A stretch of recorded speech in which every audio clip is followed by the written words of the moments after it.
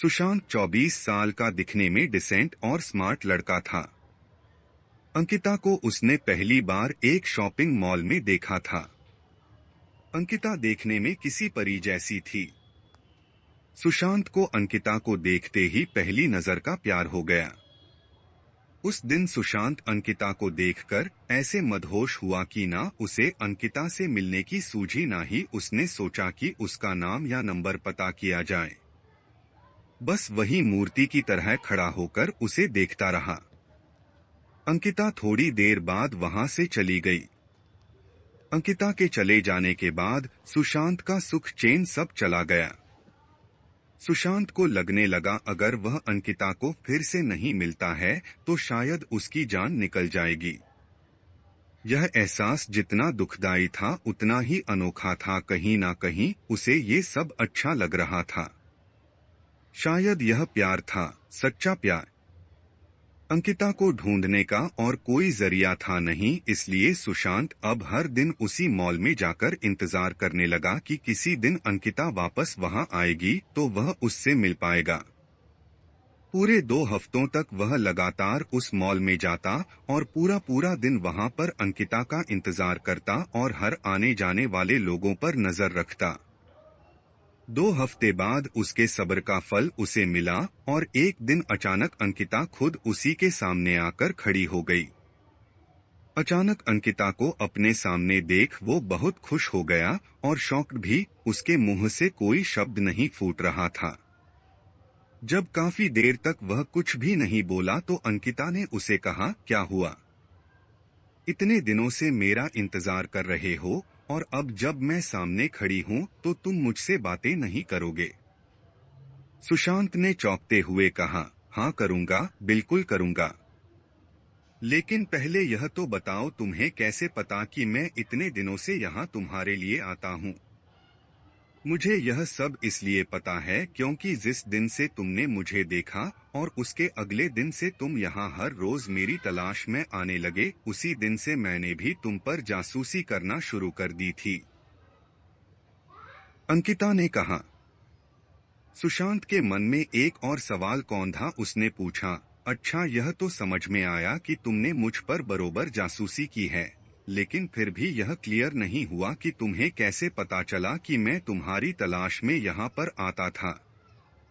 और एक सवाल कि जब तुम्हें यह पता चल गया कि मैं तुम्हारे लिए यहाँ आता हूँ, तुम्हें अजीब नहीं लगा या मुझ पर गुस्सा नहीं आया? अगले दिन आकर जब तुमने मेरे बारे में उसी दुकान में पूछताछ की जहां से मैंने खरीदी की थी, तो उस दुकानदार ने तुम्हें तो मेरे बारे में कुछ भी नहीं बताया, लेकिन मैं उसकी रेगुलर कस्टमर हूं, इसलिए उसने फोन करके तुम्हारे बारे में मुझे सब कुछ बता दिया था। मुझे अजीब लगा था कि कोई क्यों मेरे बारे में छानबीन कर रहा है, इसलिए मैंने उसी दिन से यहाँ पर आकर तुम पर जासूसी करना शुरू कर दिया और दूर से ही तुम पर नजर रखने लगी। अंकिता ने कहा।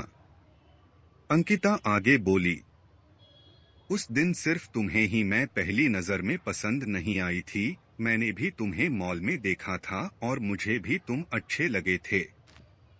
इसलिए जब मैं तुम पर नजर रखने लगी तब मेरे मन में तुम्हारे बारे में और ज्यादा जानने की मंशा जागी, इसलिए मैं उसी दिन तुमसे बात करने के लिए नहीं आई और इन 2 हफ्तों में मैंने तुम्हारे बारे में काफी कुछ जाना। मुझे यह तो पता चल गया था कि तुम मुझे इसलिए खोज रहे हो क्योंकि तुम मुझसे प्यार करने लगे हो, लेकिन मुझे इस बात को कंफर्म करना था कि कहीं तुम्हारा प्यार सिर्फ शारीरिक आकर्षण तो नहीं है, जो अक्सर इस उम्र में हो जाया करता है। लेकिन जैसे जैसे दिन बीत गए और मैंने देखा कि तुम बिना धीरज कोई और बिना इंटरेस्ट यूज किए उतनी ही शिद्दत से मेरे लिए यहाँ आते थे और मुझे तलाशते रहते थे, तो मुझे यकीन हो गया कि यह महज एक आकर्षण नहीं है, बल्कि तुम सच में मुझसे प्यार करने लगे हो। और इस बात को तब और ज्यादा मजबूती मिल गई जब मैंने देखा कि मॉल में मुझसे भी ज्यादा सुंदर लड़कियां तुम्हारे पास से गुजरती थी, लेकिन तुम उनमें सिर्फ मेरा चेहरा देखना चाहते थे। इन 2 हफ्तों में तुम पर नजरें रखते रखते मेरे दिल में भी तुम्हारे लिए प्यार जाग गया और मेरा प्यार भी आकर्षण नहीं है, क्योंकि मुझे भी अब बिना तुम्हें देखे चैन नहीं आता है, और मैं भी वही चाहती हूँ जो तुम चाहते हो, इसलिए आज मुझसे रहा नहीं गया और मैं तुम्हारे सामने आकर खड़ी हूँ।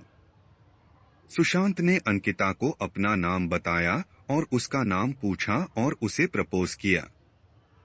अंकिता ने हाँ कहा और दोनों के ही चेहरों पर अपने सपनों के हमसफर से मिलने की खुशी चमक उठी और एक प्यारी सी क्यूट लव स्टोरी का हैप्पी एंडिंग हुआ।